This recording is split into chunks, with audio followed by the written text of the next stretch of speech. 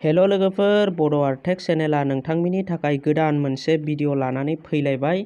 नोंथाङा माबे मबाइल नाम्बारखौ नोंथांनि बेंक एकाउन्टआव होदों, नोंथाङा बेखौ बावबायब्ला नोंथाङा जेबो जिंगासिनांगौ गैया। नोंथाङा गावनि मबाइलजोंनो बेखौ चेक खालामनानै नायनानै लानो हागोन। बे टपिकनि गेजेरजोंनो भिडिअ लानानै फैबाय। दा आङो बे भिडिअनि गेजेरजों SBI स्टेट बेंक अफ इन्डियाखौ नायनानै लागोन। दा नोंथांनावबो जुदि state bank of India bank account दङब्ला आरो नोंथाङा बे बेंक एकाउन्टनि मबाइल नाम्बारखौ बावबायब्ला नोंथाङा बेखौ गोरलैयैनो नोंथांनि एन्ड्रइड मबाइलजोंनो नायनानै लानो हागोन। दा आंनाव गोबां मानसियानो कमेन्ट खालामदों बेंक एकाउन्टनि मबाइल नाम्बारखौ माबोरै चेक खालामो होननानै। दा नोंथांमोना बिसास खालामाबा नैबे मबाइल स्क्रिनाव नायनानै लानो हागोन।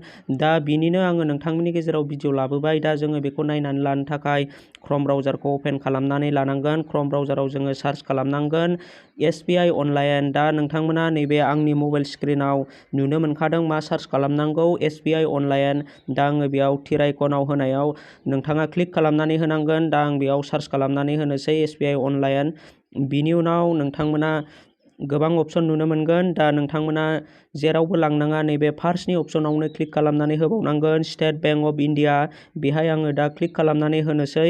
नोंथाङाबो बेयाव क्लिक खालामनानै होनांगोन। जायफोरा गाव गावनि मबाइल नाम्बारखौ बावनानै दङ, स्टेट बेंकनि मबाइल नाम्बारखौ बावनानै दङ, नोंथाङाबो जेरै आं खालामदों नोंथाङाबो बेबायदिनो खालामलांबानो नुनो मोनगोन। गाव गावनि मबाइल नाम्बारखौ चेक खालामनानै नायनो हागोन। दा नै बेयाव नोंथाङा गाहायाव बोख्लायनांगोन। दा गाहायाव बोख्लायोब्ला नोंथांमोना गोबां अपसन नुनो मोनगोन।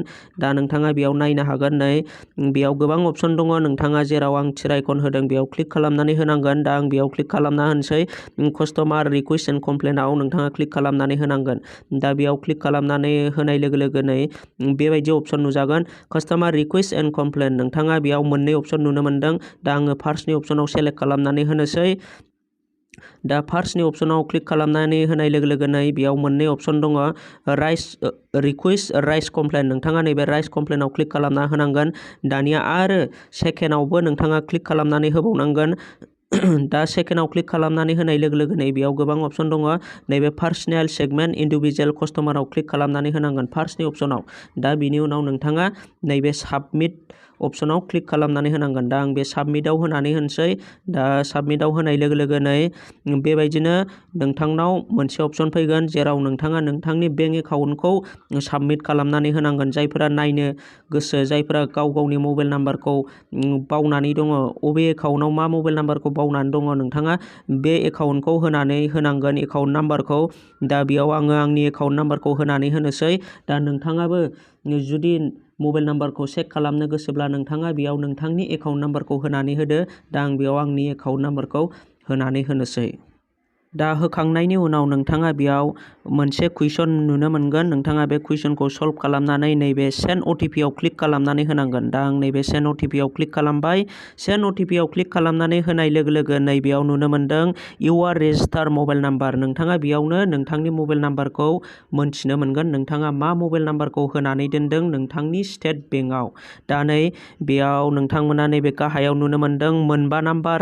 फार्स्टनि मोनबा नाम्बारखौ नुनो मोननाय जानाय नङा, लास्टनि मोनबा नाम्बारखौसो नुनो मोनगोन नोंथाङा। लास्टनि मोनबा नाम्बारखौ नुनो मोननाय लोगो लोगो नोंथाङा गोसोआव साननाय फैगोन, आङो आंनि मबाइल नाम्बारखौ बे नाम्बारखौसो होनानै दोनदों आंनि बेंक एकाउन्टआव।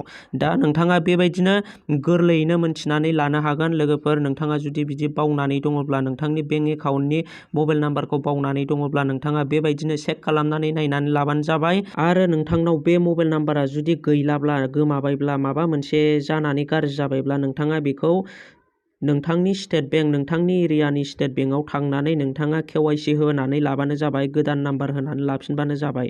दा नोंथांनि थाखाय आङो बे भिडिअखौ लानानै फैबाय, जाय नोंथाङा बेबायदि कुइसन खालामदोंमोन। दिनैनि भिडिअखौ आङो बेखिनियावनो दोनथ'नो सानबाय। दा भिडिअखौ दोनथ'नायनि सिगां आंनि मोनसे फिसा रिकुवेस्ट, जायफोर नोंथांमोना दासिमबो आंनि चेनेलखौ साबस्क्राइब खालामाखै, साबस्क्राइबजों लोगोसे लाइक खालामनानै गालांदो। आङो नोंथांमोननि थाखाय बेबायदिनो गोदान गोदान भिडिअ लानानै फैबाय थानो नाजागोन। बाय बाय लोगोफोर।